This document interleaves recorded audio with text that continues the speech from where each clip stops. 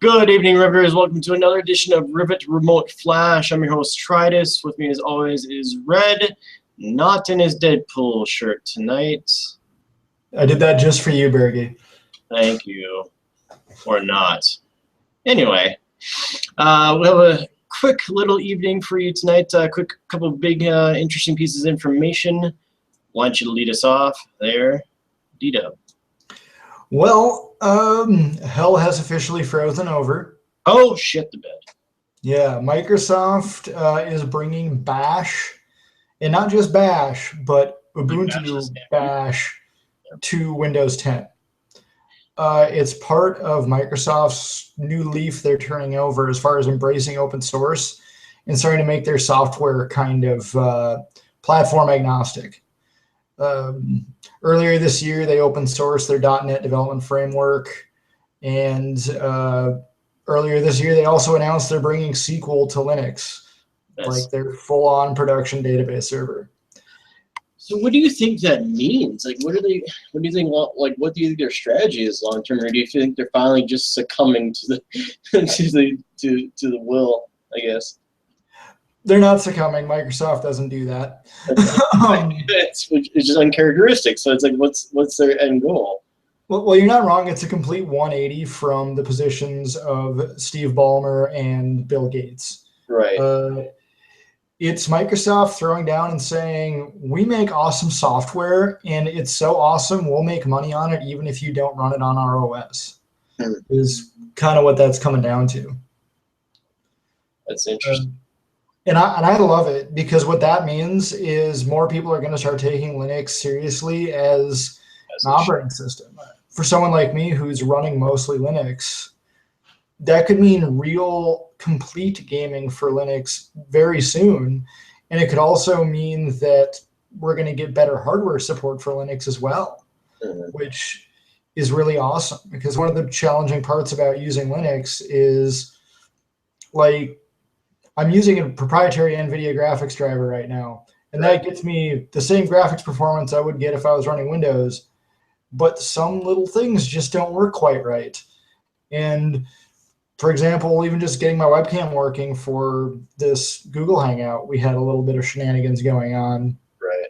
And it's because open source, man, a lot of it is maintained by people just giving up their free time to do it. And because people are doing it in mass, it still produces very good results. But it's not the same when the big companies that make the hardware aren't allowing code access and aren't playing the game too. And yeah, I mean, a lot of people have envisioned a completely platform agnostic world where you choose the OS you like the best and the apps don't matter.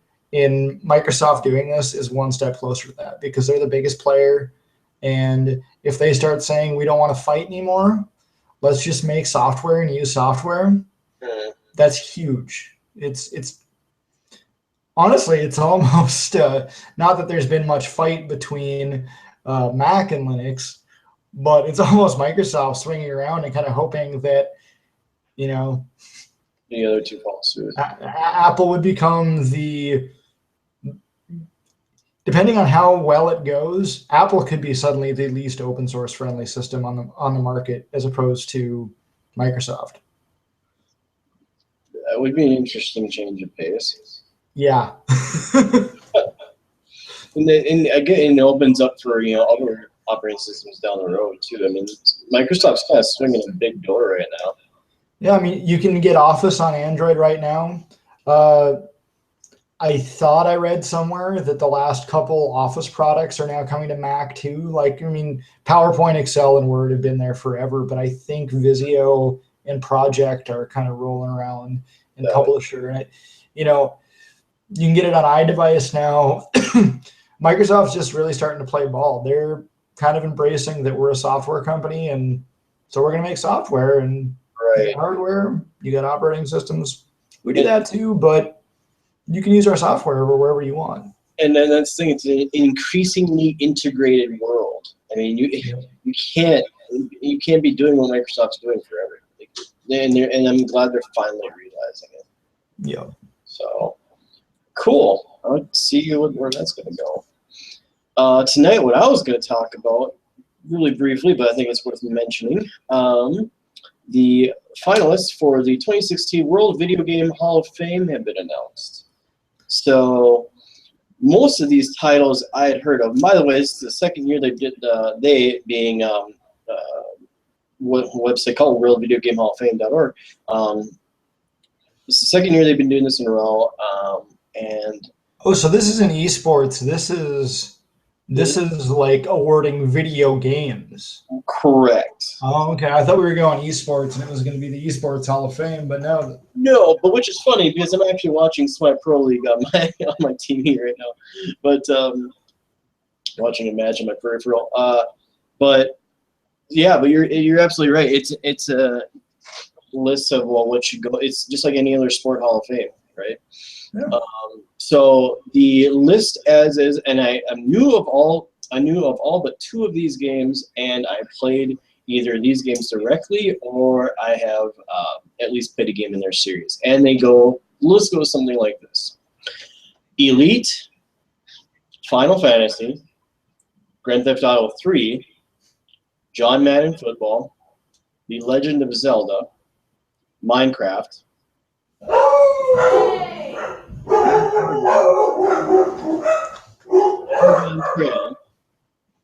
Pokemon Red and Green, Sid Meier's Civilization. They made me red and blue on that.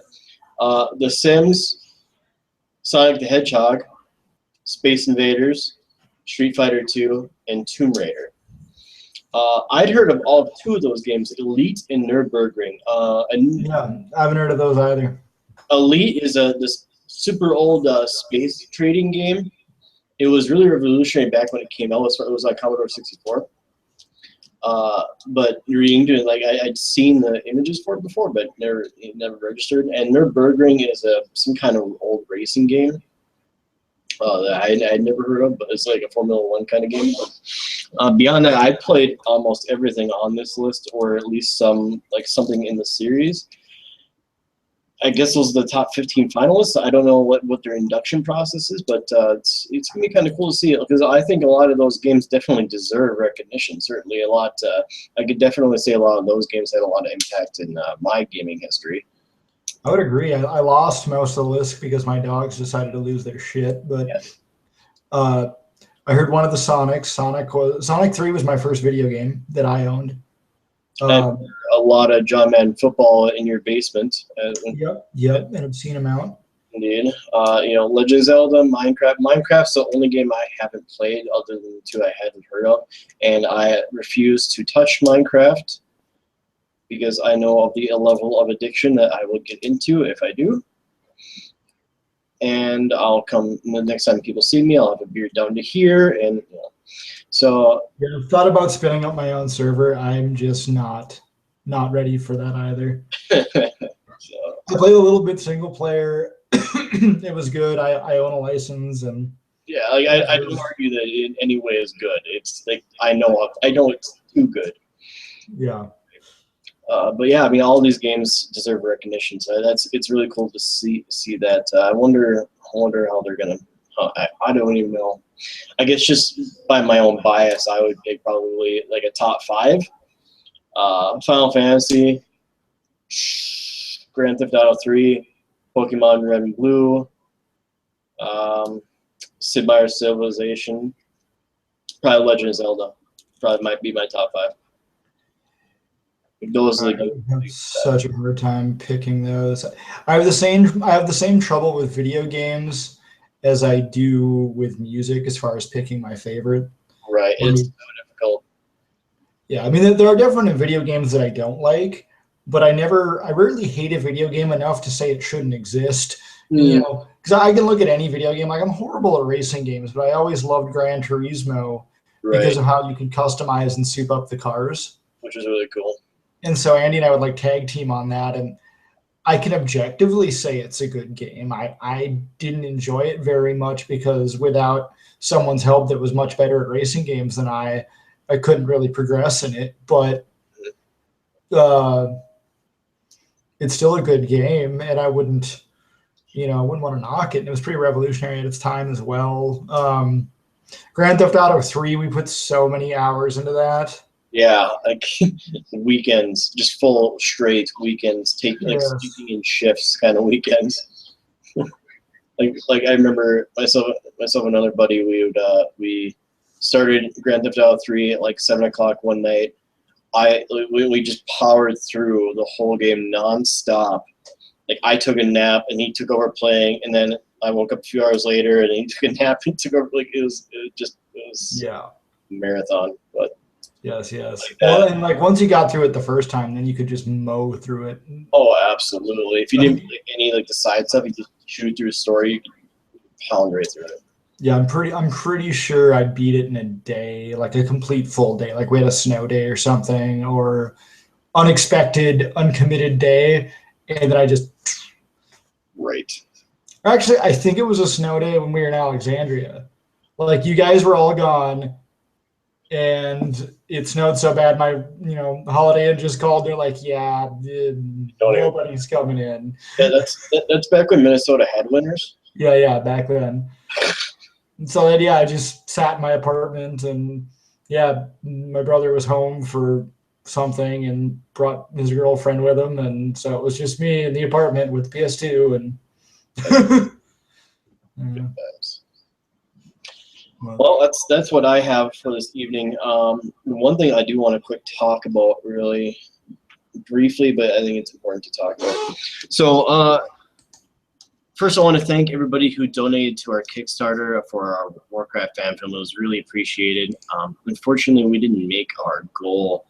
And due to that and a few other circumstances, I made the decision to go ahead and postpone filming this video. And that means that will obviously affect the release date. We're looking at filming this video now in May, a little bit further down the line, and we're going to release it in June. It's actually going to be pretty close to the actual Warcraft film release date, which is I think June 10th. So look for it. It'll be coming soon. In the meantime, we're going to be doing some other things. We're going to be doing a couple other shorts. We're going to be at Anime Detour this year on April 23rd through the 25th. So look for us there. We'll be in a party room and doing some things. So yeah, that's all I have. Thank you, everybody, for tuning in tonight. I hope you have a good night. See you guys later.